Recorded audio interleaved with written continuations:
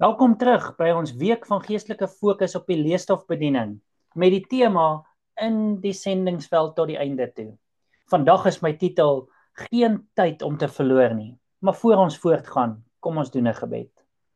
Ons liefdevolle Hemelse Vader, terwyl ons in hierdie boodskap ingaan, vra ons dat U Heilige Gees ons harte sal aanraak.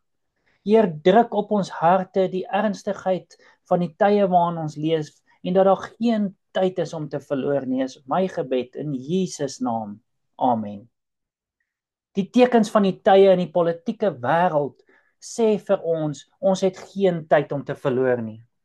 Die ekonomiese situasie wêreldwyd sê vir ons het geen tyd om te verloor nie.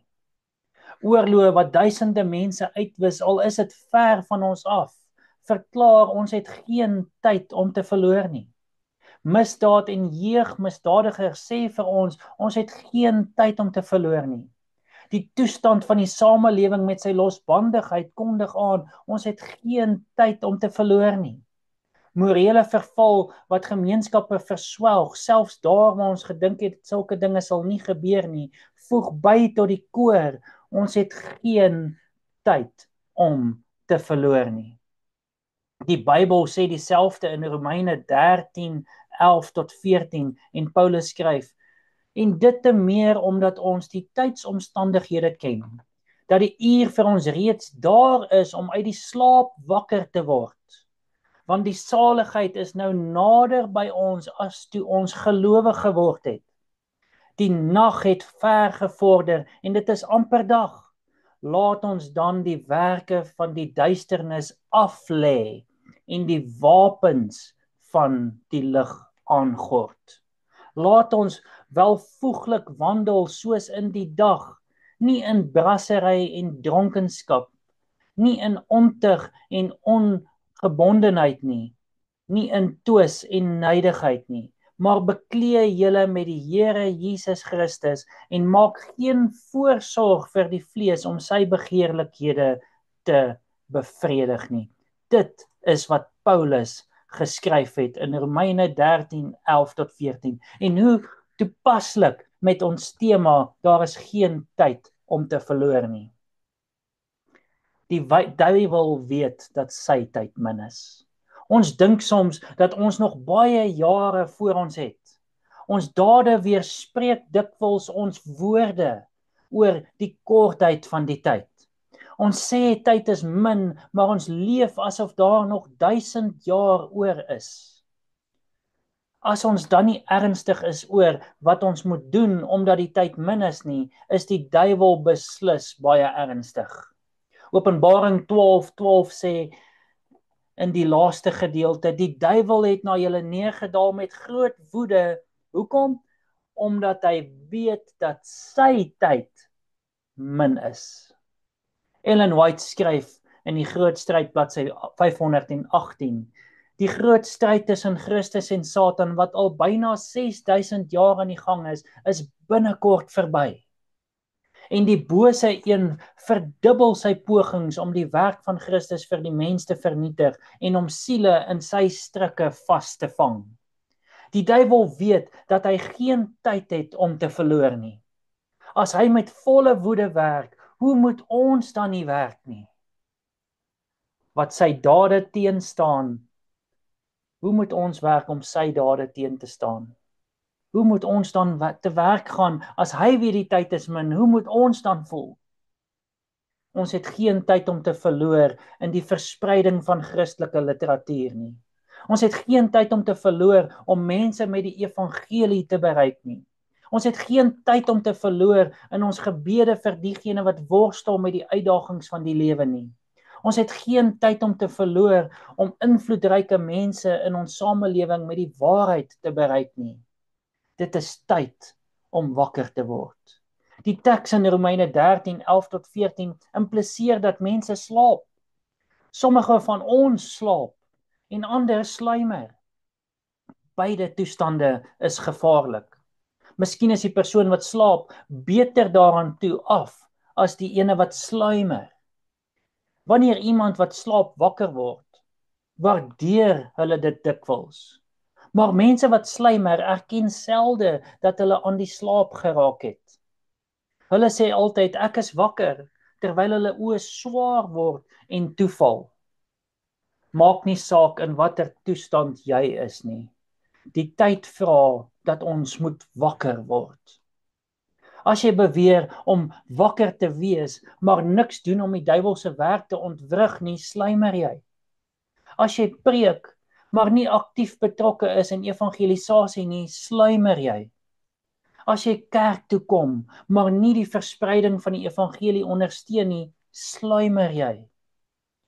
As jy adventis is, maar nie 'n behoefte voel om jou geloof te deel nie, sluimer jy. Elke lidmaat moet wakker word en iets doen om die evangelie te versprei. Jong mense en bejaardes moet betrokke raak by die evangelisasie, elk volgens hulle vermoë. Mans en vrouens moet al verskillende talente met hul hande vat en die goeie nuus deel. Leraars en leuke moet saam staan en met die banier van die prins Immanuel na die vyand se gebied marcheer en sy vlag daar gaan plant. Waarom moet ons wakker word?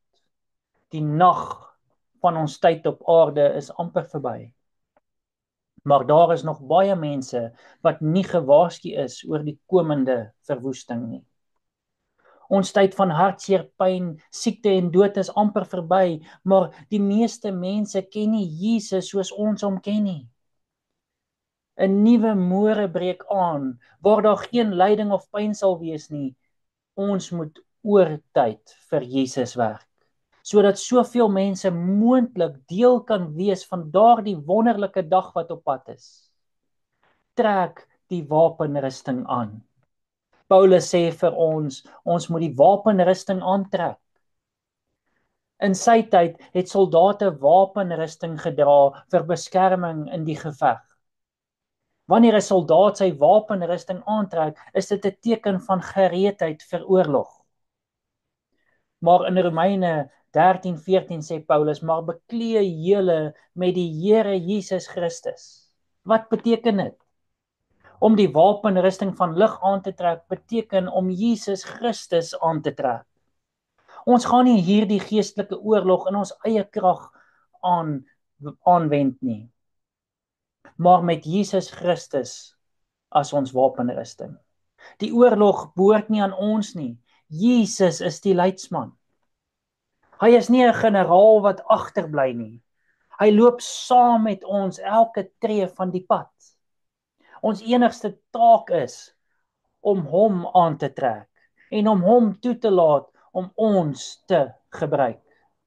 In die contemporary Engelse vertaling staan daarso in Romeine 13:14 so: Laat die Here Jesus Christus so naby aan julle wees soos die klere wat julle dra.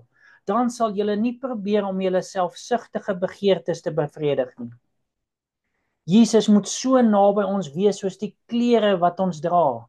Niks is nader aan die mens as die klere wat hy dra nie. Jesus moet ons wapenrusting wees. Omdat ons geen tyd het om te verloor nie en omdat dit tyd is om wakker te word, is Jesus besig met die laaste aanval op die vyand. As Jesus aksie en toewyding van ons verwag, hoekom sit ons met gevoude hande? Dit is tyd om vir almal om betrokke te raak in die afronding van hierdie werk. Ons het geen tyd om te verloor nie. Laat elke lewende persoon wakker word en vir iemand vertel dat Jesus kom. Dit is tyd vir sendingswerk. Met ons stem, met ons pen, met ons elektroniese toestelle en alle forme van media moet ons verklaar dat daar geen tyd is om te verloor nie. Hoe spandeer jy jou tyd? Sal jy sendingswerk 'n prioriteit in jou tydsbestuur maak?